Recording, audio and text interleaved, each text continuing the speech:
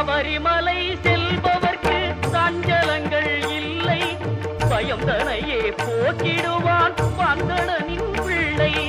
அவயம் என்று சரணடைந்தால் அகன்றிடுமே தொல்லை. அவனின்றி அவனியிலே அணுவும் அசைவதில்லை.